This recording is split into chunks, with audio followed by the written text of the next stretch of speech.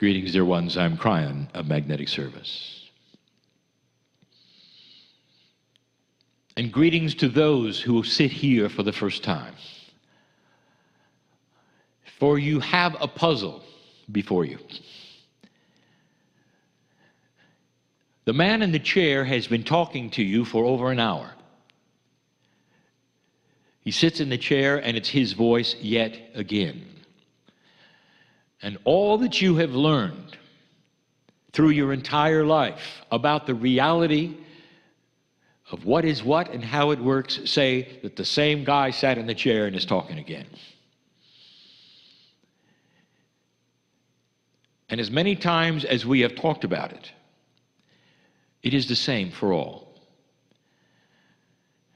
There is a bridge of belief that you cross when you sit in a spiritual place and you decide to worship. We're in a spiritual center at the moment. I know where I am. I know who is here. I know who's listening. Because I am in a dimensional place that has a reality that promotes that. It is far, far different than yours at the moment.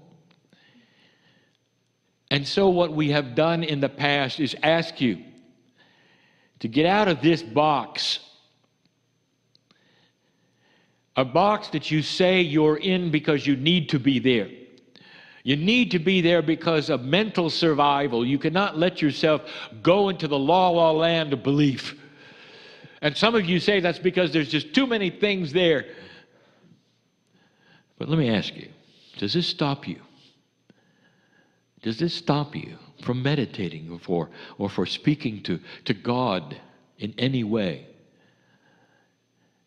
Whatever God is to you, when you speak to God, do you have to then draw the logical line, sit and pant for a while and change energies? And the answer is no. Because it is inside and it's intuitive, right there with his hand out, asking you to be part of it all. I want you to cross this barrier and get used to it. Because eventually, dear human being, eventually human nature will require it. You'll start living differently. What you will call in another dimension, which is incorrect, it is simply living in more dimensions than you have. We have another name for it, and that's growing up.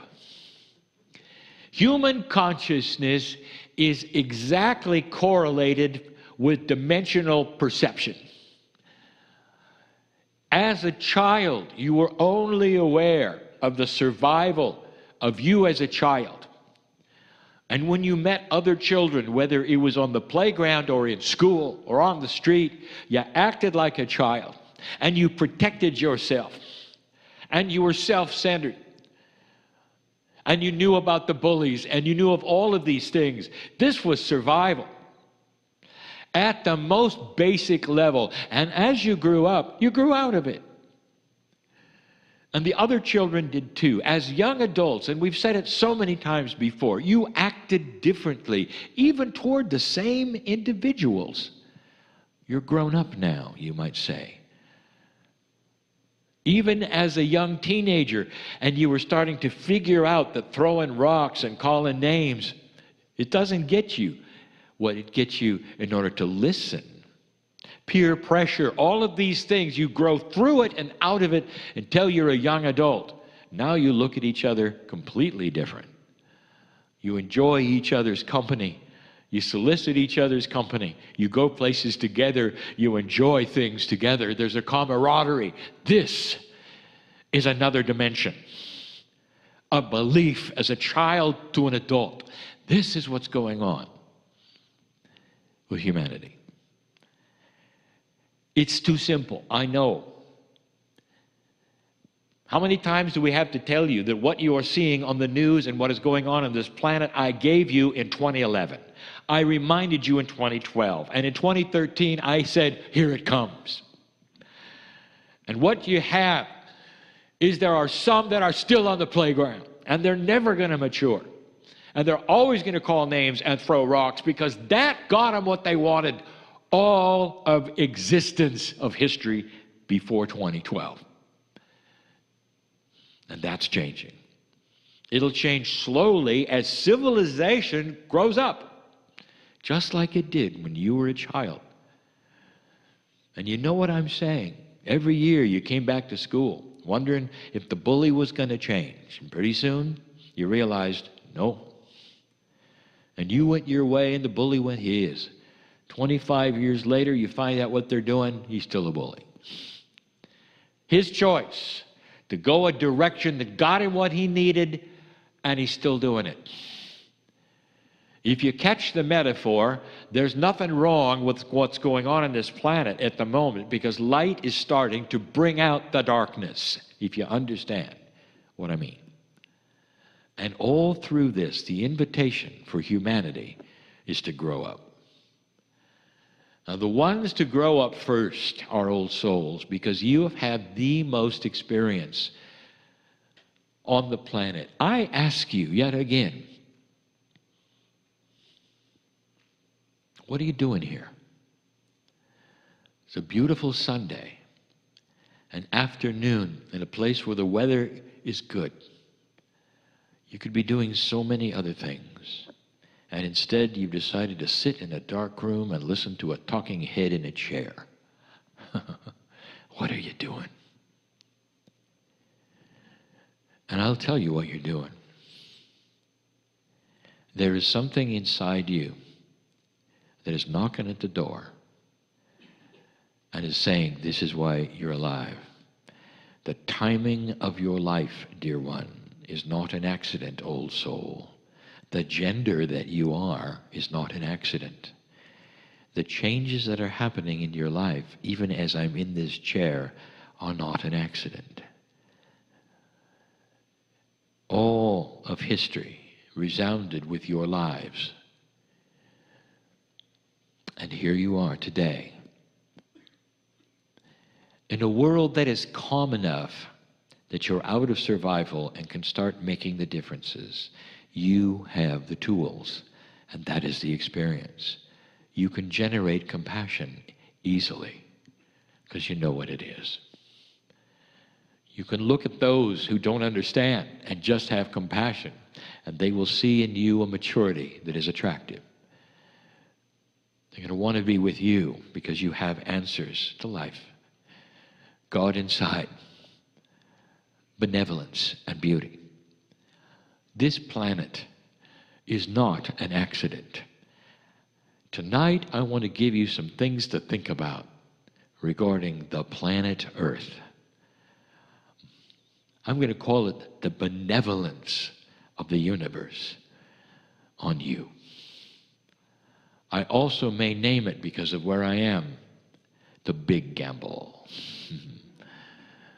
Dear ones, it's an appropriate energy that you are here. Now, I have been speaking for a few minutes, loving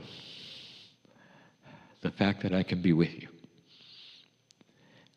The Merkaba of each of you is an energy that is multidimensional, that you cannot see, but you know it is there. It is your antenna of sensitivity. It is the culmination of a multidimensional field around your DNA, which contains that which is your Akashic record and so much more, the very core of God within.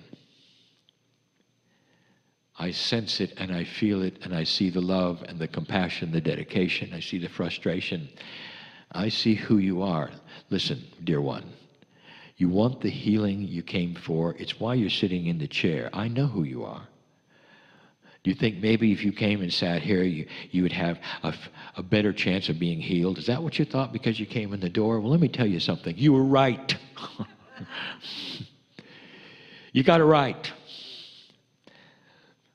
But by sitting here and listening to the energy, you're not going to change.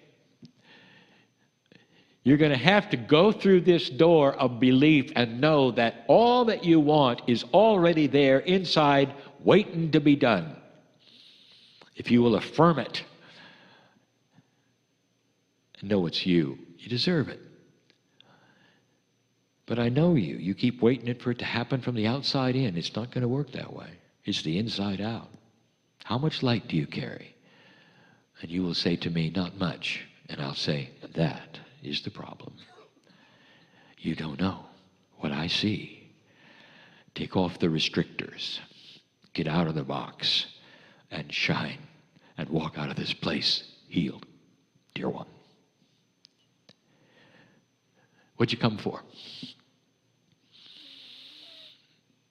I want to give you information right now, and then we're going to close. The information is that every single one of you, even the drag-along, is an old soul. You wouldn't come otherwise. There are some now even wondering whether this is real or the man in the chair. And I will say, there is going to be no proof except you becoming a little multidimensional. And if you do, you will see perhaps the truth. You will feel it within your innate, and you will know this is the real deal. And in the real deal, you will find only love, compassion, appreciation. Because that's who God is. Inside you. Never judgment. Never frustration or drama or anger. Always a loving energy looking at you, saying, good job. Let's do something else now, even bigger. And so it is.